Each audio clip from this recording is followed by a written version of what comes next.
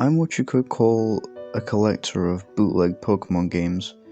Pokemon Diamond and Jade, Chaos Black, etc.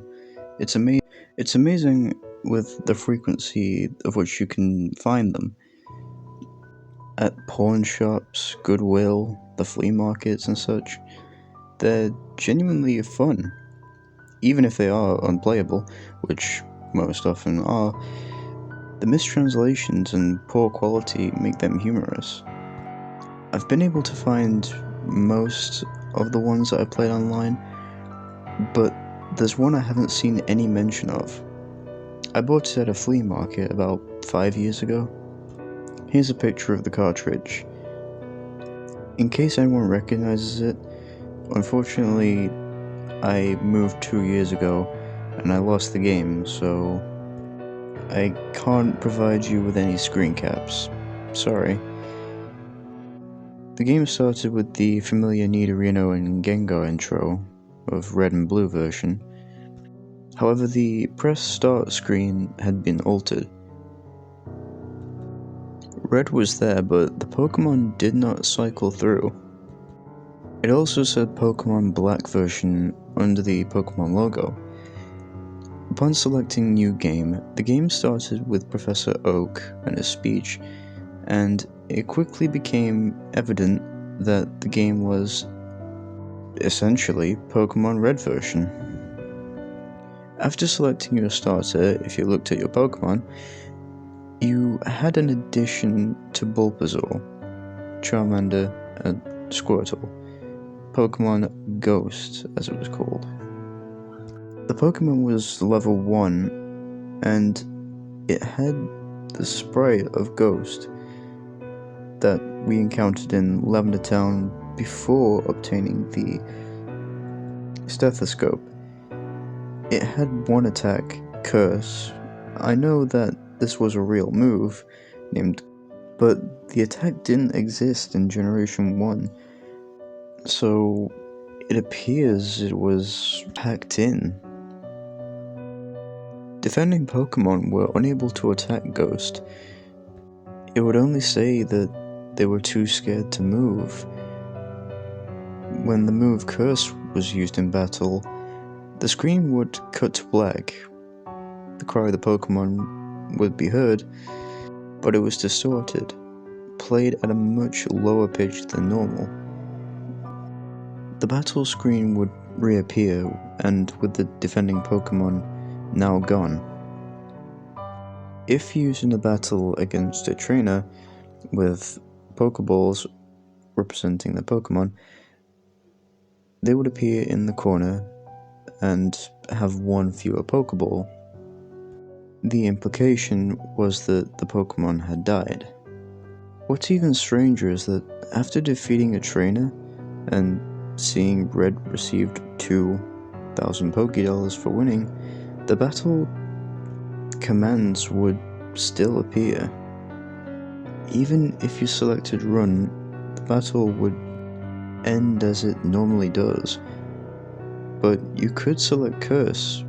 If you did, upon returning to the overworld, the trainer's sprite would be gone after leaving and returning to the spot where the trainer had been, and in its place would be a tombstone like the ones from Lavender Town. The move Curse was not usable in all circumstances. It would fall against Ghost type Pokemon, and it would also fail if it was used against trainers that you would have to face again, such as your rival or Giovanni. It was also unusable in your final fight against them. However, I figured this was the gimmick of the game, allowing you to use the previously uncapturable ghosts, and because Curse made the game so easy, I essentially used it throughout the whole adventure.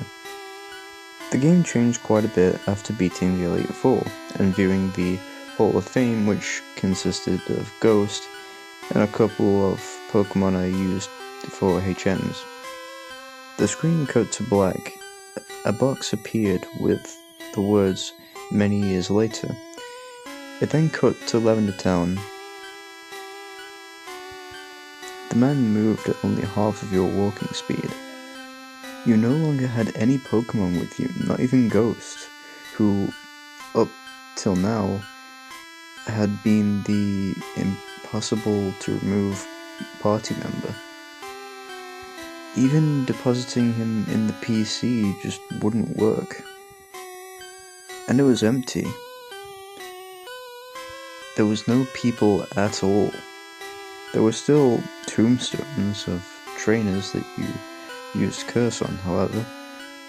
You could pretty much go anywhere in the overworld at this point, though your movement would be very limited by the fact that you had no Pokemon to use HMs, and regardless of wherever you went, the Lavender Town music would always play on an infinite loop. After wandering for a while, I found that if you go through the Diglett's cave, one of the cuttable bushes that normally blocks the path on the other side is no longer there, allowing you to advance and return to Pallet Town. Upon getting to your house and going to the exact tile you were in the start of the game, the screen would cut to black. Then, a sprite of a Caterpie appeared. It was replaced by a Weedle, and then Pidgey, and soon I realized that as the Pokemon progressed from Rattata to Blastoise, I realized that those were the other trainers' Pokemon. More specifically, the trainers I used Curse on. After the end of my rival's team, a youngster appeared, then a bug catcher. These were all trainers I had used Cursed on. Throughout the sequence, the Lavender Town music was playing, but slowly, a decreasing pitch. By the time your rival appeared on screen, it was little more than a demonic rumble. Another cut to black, and a few moments later, the battle screen suddenly appeared. Your trainer sprite was now that of an old man, the same one who teaches you how to catch Pokemon in Viridian City. Ghost appeared on the other side, along with the words, "Ghost wants to fight." You couldn't use items, and you had no Pokemon. If you tried to run, you couldn't escape. The only option was fight. Using fight would immediately cause you to use struggle, which didn't affect Ghost, but did chip off a bit of your own HP. When it was Ghost's turn to attack, he would simply say nothing. Eventually, when your HP reached a very low point, Ghost would finally use Curse. The screen cut to black for a final time. Regardless of the buttons you pressed, you were permanently stuck in this black screen. At this point, the only thing you could do was turn off the Game Boy. When you played it again, New Game was the only option. The game had erased the file. I played through this hacked game many times, and every time the game ended with this sequence, several times.